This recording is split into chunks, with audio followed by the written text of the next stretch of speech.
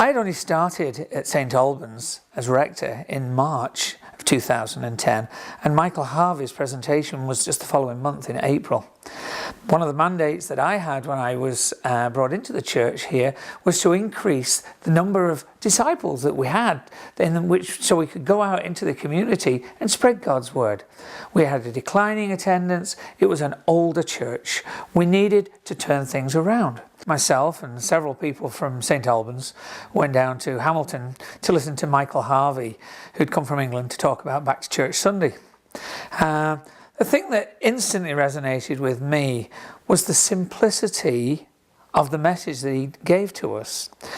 We simply need to be more invitational, just as we would be if we were inviting a guest into our own home. We were asked to think about how would we react when a guest came into our home? Would we invite them in, sit them down for an hour, and when we were finished, on the way out the door, offer them a cup of coffee? It was so simple. We had to be more intentional about the way in which we welcomed people. Everybody needed to recognise that they were a host at the church, and that at some moment in time, after you've been attending a church for a while, you're no longer a guest yourself, but you have become a host.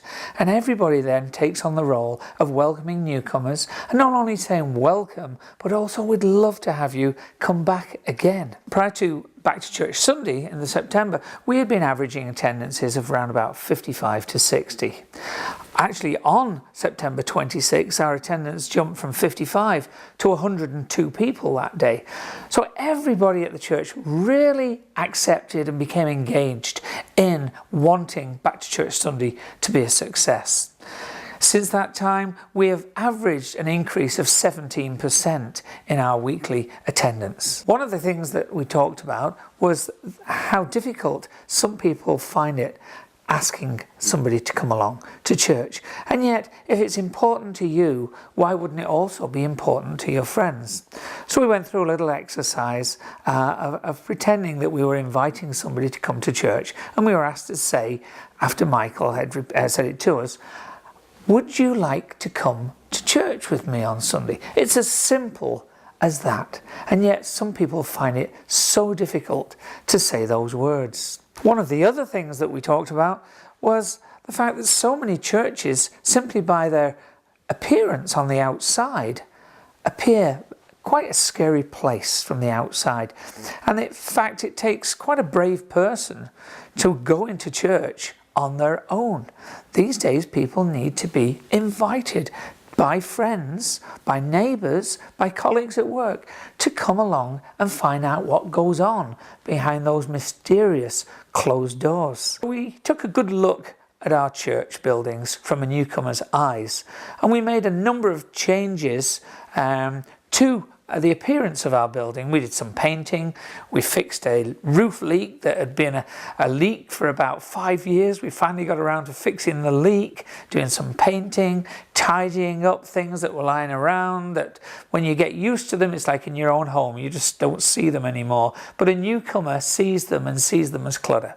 It's important to declutter your church so it's more inviting for people when they do come for that first time, and also improve your signage. Let people know where the washrooms are. We didn't have washroom signs before Back to Church Sunday. There are so many benefits from having a focus at looking at yourself through a newcomer's eyes and then making some changes so that people truly feel welcome when they come to visit you for the first time. We also made up invitation cards the children could hand out to their friends at school. We felt it was important for the children to also become engaged in inviting their friends to church with them. We also made up cards that were handed to people when they did come on Back to Church Sunday, giving them details of all of the upcoming events that were going to happen right through up to and just after Christmas, so they'd know exactly what services were planned, what events there were, when the Christmas bazaar was, all kinds of information that they could take home and pin up on their fridge as a reminder of their visit to St Albans. We also made a welcoming brochure, Welcome to Our Church, which people found very useful to help them understand what was happening in the service. We also introduced introduced some PowerPoint technology which was new to the church, so that people didn't have to use the books when they came, that they'd be able to just follow the service on the screen. And that again has proven so successful that we've continued to do that now for our own congregation. I had a student from Trinity College School of Theology who had approached me to ask if I had any projects that she could work on, Tracy Han Breckenridge. And I thought this would be a good project that could be used as a reading and research course for a credit towards her Master of Divinity degree. So we approached the Dean of Trinity College School of Theology to ask if it would be possible, and he agreed. So Tracy spent quite a lot of time working with me in preparing these materials and ensuring the success of Back to Church Sunday. We've found a change in the culture at St Albans. I found more and more people are actually taking the time to invite people to come to church. I see new faces in the congregation most weeks, and it's usually because somebody has invited a friend or a neighbour or a colleague to come to church with them. I think one of the greatest benefits of Back to Church Sunday is that it has convinced my congregation, certainly, that Back to Church Sunday is every Sunday. We see this on an ongoing basis. Just last week I had a 12-year-old girl brought one of her school friends along to attend church and to join the youth group. And it's just wonderful to see the children as well as the adults coming to me and saying, I brought a friend to church today. So it's happening on an ongoing basis now. I felt that it would be wrong not to actually invite, which is the whole purpose of Back to Church Sunday, to invite other churches in town to participate. So I approached the Acton Ministerial. I prepared some information about Back to Church Sunday, and I suggested to them that we could do this both within our own churches and ecumenically right across the town to invite people to come to any church whatsoever on September 26, Back to Church Sunday. The Acton Ministerial really embraced the idea. 9 out of the 11 churches agreed that they wanted to be part of this initiative in September. The ministerial decided that we should have a subcommittee that would focus on how we would implement it ecumenically across the town. So in June we began our meetings and we started preparing a number of materials. We had the posters that came in the Back to Church Sunday kits, but whereas in each of the individual churches was saying St Joseph's welcomes you to attend Back to Church Sunday, or St Albans, we made up new posters that said the churches of Acton invite you to come to church.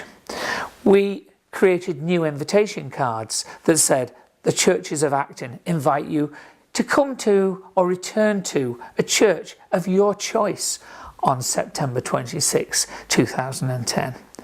Then we talked about how were we going to deliver the message. So we had posters all around the town. We placed ads in local newspapers. We placed ads in the local community cable TV company. We started attending the Acton Farmers Market. The Business Improvement Association allowed us to set up a booth. So once a week, various ministers gathered and handed out invitation cards. And it was purely to attend any church whatsoever, not any particular congregation.